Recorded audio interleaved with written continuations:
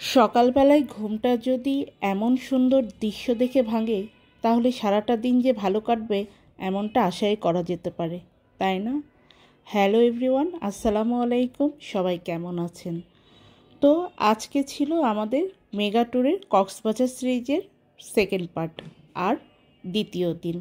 তো দ্বিতীয় দিন সকালেই ঘুমটা ভাঙলো খুব সুন্দর একটা সকালের দৃশ্য দেখে। আমার রুম থেকেই সমুদ্রটা ঠিক এভাবেই দেখা যাচ্ছিল। এত ভালো লাগছিল দেখে সেটা বলার মতন না। যেহেতু গত কয়েকদিন আমরা জার্নির উপরেই আছি, তো স্বাভাবিকভাবেই আমরা একটু ক্লান্ত। রাতের ঘুমটা আলহামদুলিল্লাহ ভালোই হয়েছে, আর সকালটাও খুব মিষ্টিভাবেই শুরু হলো। খুব ভাল লাগছিল নিজের হোটেলের রুম থেকেই এমন একটা দৃশ্য দেখে। এর আগেও আমি সি ভিউ রুমে ছিলাম, কিন্তু কখনোই এভাবে আমার সকালটা আসলে দেখা হয়নি। দেখা যায় একটু দেরি করে ঘুম থেকে উঠেছি, আর ঘুম থেকে উঠেই ব্রেকফাস্ট, ঘোরাফেরা এগুলো নিয়েই ব্যস্ত হয়ে পড়েছি।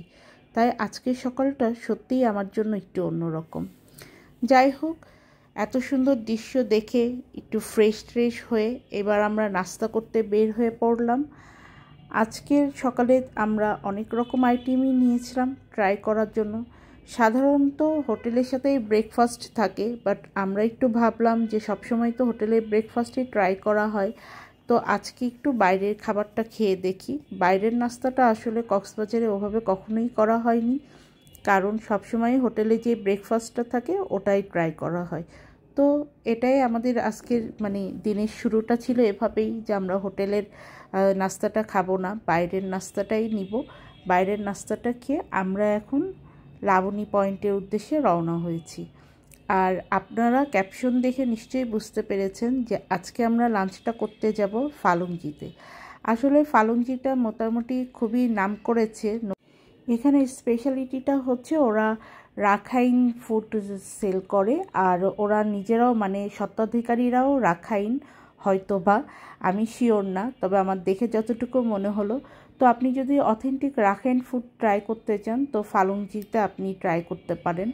আমরা অবশ্য এইবারই প্রথম ফালুংজিটা ট্রাই করব, এর আগে কখনো ট্রাই করা হয়নি। আমার এবার ট্যুরে কক্সবাজারের যে একটা লিস্ট ছিল যে কি করব না করব, তার মধ্যে এটাই একটা মূল লিস্ট ছিল যে আমি ফালুংজিতে একবার হলেও লাঞ্চ করব। তো আমি আপনাদের সাথে যতটুকু পেরেছি শেয়ার করার চেষ্টা করেছি, আশা করি আপনাদেরও দেখলে ভালো লাগবে। আর এই যে দেখেন, বিচে বসে থাকার সময় আমি দেখলাম কতগুলো যে ফ্লাইট ল্যান্ড করলো, আমি গুণে শেষ দিতে পারবো না। আমি কিন্তু এর আগে কখনোই খেয়াল করিনি যে কক্সবাজারে এত বেশি ফ্লাইট ওঠানামা করে। আমি দেখি একটু অবাকই হলাম যে 10-15 মিনিট পরপরই মনে হলো যে এক একটা করে বিমান আসছে, ল্যান্ড করছে, এরকম একটা অবস্থা। তো এইবার আর আসলে বিচেই বসে থাকার প্ল্যান। এবার যেহেতু অনেক ঠান্ডার মধ্যেই গিয়েছি, যদিও বা খুব বেশি ঠান্ডা ছিল না, বাট সমুদ্রে পানিতে যদি নামি তাহলে তো একটু ঠান্ডা লাগবে, এটা তো স্বাভাবিক ব্যাপার।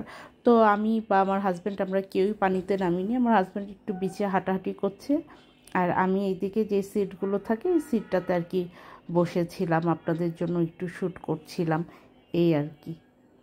কক্সবাজারে আসলে যতবারই আসেন না কেন আপনি কখনোই বোর ফিল করবেন না। যাদের অবশ্য সমুদ্র আমার মতন ভালো লাগে। আমার হাজব্যান্ডের আবার পাহাড় পছন্দ, আর আমার আবার দুটোই ভালো লাগে, বাট যদি আপনি আমাকে দুটো অপশন দেন তো অবশ্যই আমি দুটোর মধ্যে সমুদ্রটাকেই বেছে নিব। তো এখানে একজন মামা দেখছিলাম আচার বিক্রি করছিল, তো মামাকে আবার ডেকে আমি একটু এখানে বড়ইয়ের আর তেঁতুলের আচার নিলাম। আমি আসলে টক খুব একটা পছন্দ করি না বলতে আসলেই তেমন একটা পছন্দ করি না। অনেকেই দেখি ছেলে মানুষরাও অনেক বেশি টক পছন্দ করে, বাট একটা কথা আছে না, মেয়েরা টক পছন্দ করে। তো আমি মেয়ে হয়ে আসলে টক পছন্দ করি না। আমি স্কুল লাইফেও দেখতাম আমার ফ্রেন্ডরা অনেক সময় দেখা যায় জলপাই মাখা, তেঁতুল মাখা এগুলো কিনে খেত, আর আমি কিনে খেতাম বাদাম, যেটা স্টিল নাও আমার এখনও খুব ফেভারিট। আমার হাজব্যান্ড প্রায় কিন্তু বাসায় আমার জন্য বাদাম নিয়ে আসে, কারণ ও জানে আমি বাদামটা খুব পছন্দ করি, আমার খুব ভালো লাগে। তো তারপরেও কেন জানি ইচ্ছা করলো যে একটু নিয়ে দেখি। তেঁতুলটা আমি একদমই খেতে পারিনি, কারণ আমি টক যেহেতু পছন্দ করি না। বড়ইটা ভালো লেগেছিলো, খেয়েছি। আর তেঁতুলটার মধ্যে একটু বালিও লাগছিল, বাট বড়ইটার মধ্যে কোনো বালি ছিল না। তো এই যে দেখেন, এই এতটুকু শ্যুট করার মধ্যেই কিন্তু এই যে এটা কিন্তু আরেকটা হচ্ছে বিমান ল্যান্ড করছে। এবং এর মধ্যে আমি এই যতক্ষণ ওখানে বসেছিলাম এই টাইমের মধ্যে না হলে 8 থেকে 10টা বিমান আমি ল্যান্ড করতে দেখেছি। মানে আমি আসলে বহুবার কক্সবাজারে গিয়েছি, বাট কখনোই এত বিমান মানে ঘন ঘন ল্যান্ড হতে আমি কখনোই দেখিনি। হয়তো বা ফ্লাইটের যে এটা বাড়িয়েছে, সংখ্যাটা বাড়িয়েছে, এটার জন্য হতে পারে। তো যাই হোক, একজন ঝালমুড়িওয়ালা মামাও চলে এসছে। তো অনেকেই কিনছিল, তো আমিও আবার মনে করলাম যে একটু ঝালমুড়ি ট্রাই করি। তো ঝালমুড়িটা ছিল মোটামুটি, খুব যে ভালো ছিল সেটা বলবো না, বাট হচ্ছে মোটামুটি ভালোই ছিল। আমি আসলে যেখানেই ঝালমুড়ি দেখি কেন জানি আমি ট্রাই করি। আমার তেঁতুলিয়া ভ্লগে আমি সেই সহজ স্বীকারোক্তিটা আপনাদের সামনে দিয়েছি যে যেখানেই ঝালমুড়ি দেখবো আমি মানে আমি কেন জানি ঝালমুড়ি খাই। পুরাটা খাইতে না পারলেও আমি একটু অর্ডার করব এবং টেস্ট করে দেখব। তো এখন আমরা হোটেলের রুমে একটু যাব, তারপরে ফ্রেশ হয়ে আমরা আবার হচ্ছে লাঞ্চের জন্য বের হব। তো যেতে যেতে আবার দেখলাম আরেক মামা এরকম বিভিন্ন আচারের পসরা নিয়ে বসেছে। তো ওনার ওখান থেকেও একটু আচার নিয়ে আমরা ট্রাই করে দেখলাম। গত বছর আমি 2বার গিয়েছি কক্সবাজারে, এপ্রিলে একবার আর ডিসেম্বরে একবার। তো এপ্রিলে যখন গিয়েছিলাম তখন এই মামার কাছ থেকে আচার নিয়ে ট্রাই করেছিলাম। আচারগুলো মোটামুটি ভালোই। আর এখানে এই যে দেখেন কক্সবাজারের স্থানীয় বাচ্চারা ওরা একটু এই যে প্র্যাকটিস করছে, তো আমি একটু ওদেরও শ্যুট করলাম।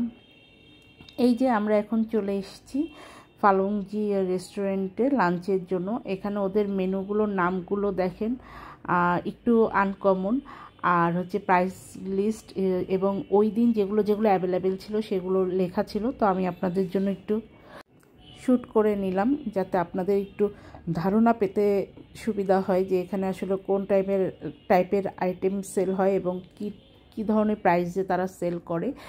তো এই যে দেখেন আমি একটু একটু করে আপনাদের জন্য শ্যুট করেছি। আসলে যেহেতু এটা একটা রেস্টুরেন্ট, আরও অনেক পাবলিকই ছিল, পাবলিক প্লেস যেহেতু এটা, তো সবার প্রাইভেসির কথা মাথায় রেখে আসলে ওভাবে আর শ্যুটটা নিতে পারিনি। তারপরেও যতটুকু মানে চেষ্টা করেছি আপনাদের সাথে মোটামুটি আপনাদের একটা ধারণা দেওয়ার জন্য। ওরা খাবারগুলো কিন্তু ঠিক এভাবেই আপনাকে পরিবেশন করবে, এরকম করেই।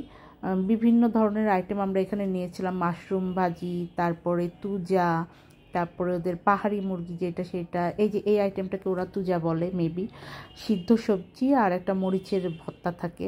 আর রাইসটা এই যে এরকমভাবে একটা বাকেটে ওরা আর কি সার্ভ করে। তো আমি সব কিছু একটু একটু করে প্লেটের পাশে নিয়ে নিয়েছি আপনাদের হচ্ছে সাথে শেয়ার করার জন্য। আর এটা ছিল হচ্ছে পুঁই শাকের হচ্ছে মানে যে ফল, পুঁই ফল। আমি আমার রাজশাহী সিরিজের হচ্ছে মানে যে ভ্লগ, ওখানে আপনাদের বলেছি যে পুঁই শাকের বিচি আমার কতটা ফেভারিট। আমার আজাদ মামার বউ মানে আমার পপি মামি আমাকে এই পুঁই শাকের হচ্ছে বিচি আমাকে দিয়ে দিয়েছিল আমার বাড়িতে আনার জন্য।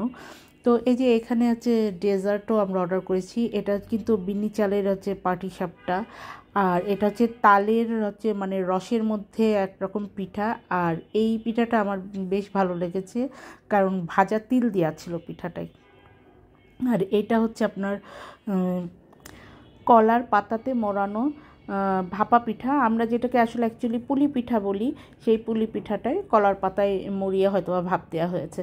তো আমরা জানতে পারলাম যে কক্সবাজারে একটা বাণিজ্য মেলা টাইপের মেলাও বসেছে। তো মনে করলাম যে কখনো তো কক্সবাজারের মেলাতে যাওয়া হয়নি, এটা একটা ভালো সুযোগ এক্সপিরিয়েন্স গ্যাদার করার যে ওখানকার মেলাটা আসলে কেমন হয়, একটা ট্যুরিস্ট এলাকার মধ্যে মেলা। তো গেলাম, যে একটু আর কি দেখলাম, ওই মেলা যেরকম হয় সেই রকমই আসলে, যে এগুলো আমাদের ঢাকাতেও পাওয়া যায় বা বিভিন্ন এলাকায় মেলা হয় সেখানে পাওয়া যায় সেই রকমই। তো এখানে এক ভাইয়া আবার জাদুর হচ্ছে কিছু সরঞ্জাম সেল করছিল। তো সেল করার আগে আকর্ষণ বাড়ানোর জন্য উনি আর কি কিছু জাদুও শো করছিল। তো আমি আবার সেটা একটু কিছুক্ষণ দেখলাম। ম্যাজিক আমি এর আগে হয়তো বা দেখেছি, সেভাবে মনে নেই। তো ভালোই লাগছিল হচ্ছে দেখে ওনার এই শোটা। তারপর আমরা বিচে এসে রাত্রে একটু বসলাম। বসার পরে একটা হচ্ছে ছোটো একটা হচ্ছে মানে ভাইয়া সে এগুলো সেল করছিল। তো নিয়ে এসে বারবারই বলছিল যে ম্যাম দেখেন কিছু নেন নাকি। তো আসলে এই টাইপের কানের মালা বা যাই বলেন না কেন, মানে কানের দুল, গলার মালা, এইগুলো হাবিজাবি আমি তেমন একটা ইউজ করি না, বাট প্রতি বছরই আমার কেনা পড়ে। কারণ আমি মনে করি একটা ট্যুরিস্ট এলাকায় আমরা যদি না কিনি, ওরা কাদের কাছে সেল করবে বলেন? কতটা আশা নিয়ে ওরা থাকে যে ট্যুরিস্ট আসবে আর কিনবে, তাই না?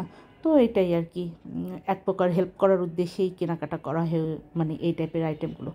তো হোটেল রুমে ফেরার পথে আবার দেখলাম একজন গোল ফল নিয়ে বসেছে, মানে গোল পাতার যে ফল, সেই গোল ফল নিয়ে বসেছে। তো আমার এটা কখনোই ট্রাই করা হয়নি, আমি ভাবলাম একটু ট্রাই করে দেখি। তো ছিল মোটামুটি, মানে তাল শাঁসের মতনই অনেকটা, তবে একটু ছোট কচি নরম দেখে নেবেন, তাহলে খেতে ভালো লাগবে। আমি যেটা নিয়েছিলাম এটা একটু শক্ত ছিল, এই জন্য আমার খুব একটা ভালো লাগেনি। তো এই ছিল আমার মেগা ট্যুরে কক্সবাজার সিরিজের পার্ট 2 ব্লগ।